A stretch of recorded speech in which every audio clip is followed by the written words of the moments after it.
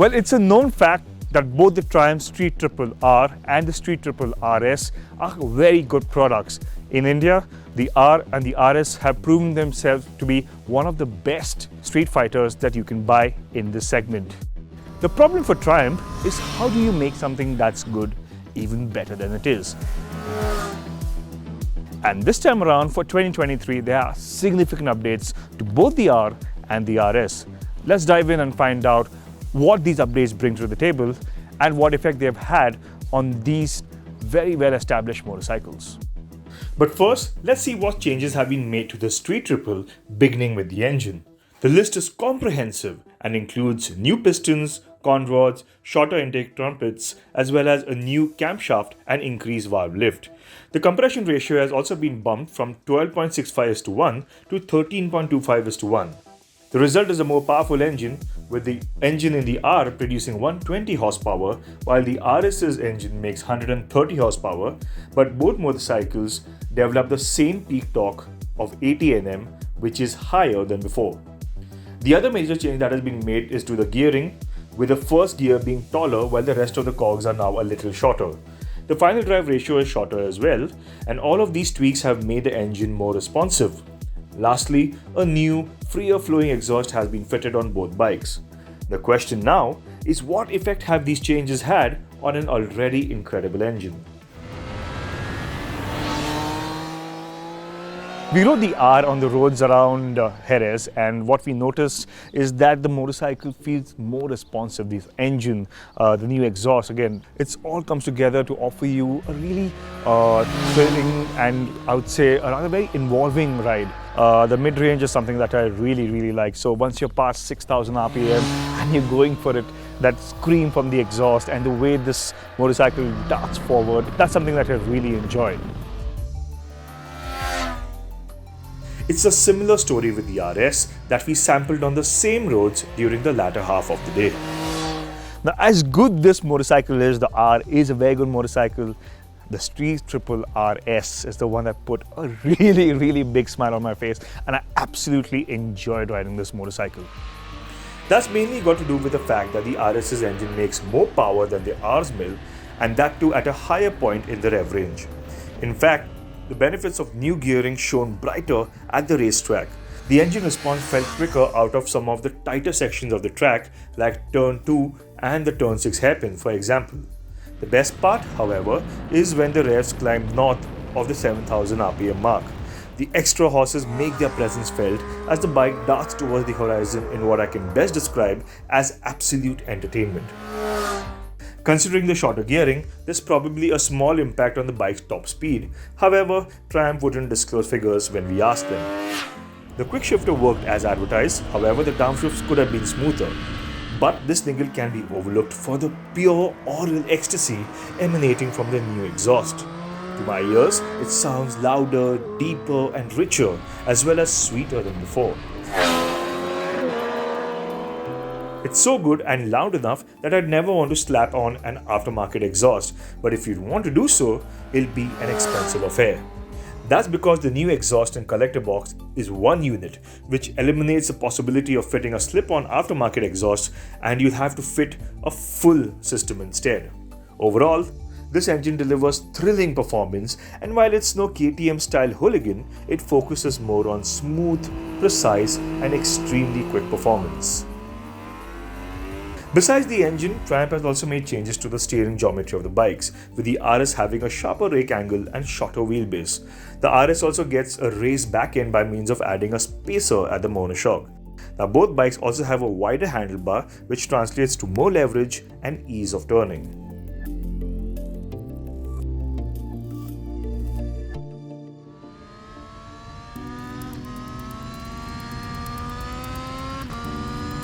When it comes to handling, the Street Triple's nimble, communicative chassis has been its hallmark, and with the tweaks in the 2023 versions, it's more involving to ride than ever.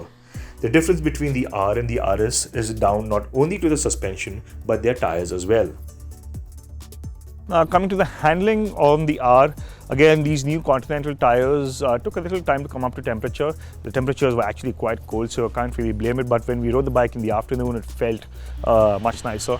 In my eyes, these tires aren't as good as the Pirelli Diablo Rossos that were there on the previous motorcycle, but I think these Contis will suffice. I think they should probably last longer. All said, the Street Triple R's handling is easy and predictable. The braking is quite good. I think I've never had any complaints with the braking of this motorcycle, and there are no changes to the brakes at all, so they're as good as they always were. The new Brembo Stylema calipers on the RS offer magnificently strong bite, even better than the previous M50 monoblocks, which were already quite strong to begin with. Also, the brakes are linked for better braking performance, and while it works well, this feature is disengaged in track mode. The other thing that I loved is the sharper steering angle and the wider handlebar. That makes this bike so much more nicer, easier, and so much more flickable into a corner. You can just tip it in and it will follow that line. The extra leverage given by the handlebar is more than welcome, and at the same time the grip levels are just phenomenal. The Super Corsa SPV3s are amazing tires, and I think a part of the reason why this motorcycle is so good at what it does is because of the whole package that it brings to the table.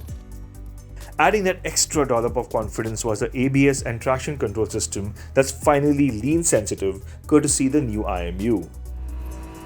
While I never managed to trigger the TC on the racetrack, out on the road there were a few slippery patches we encountered, and TC intervened to keep us out of trouble. My only gripe is the way in which the system chops power, and it isn't as refined as you'd expect on bikes like the Ducati Monster.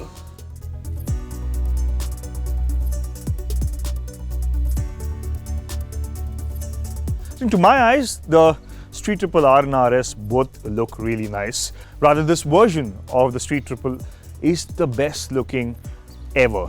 The changes to the tank, for example, the tank is now smaller, it looks sharper, sleeker. I like the tank extensions and the fly screen over here with the air intake, very neatly executed, and so is the tail section.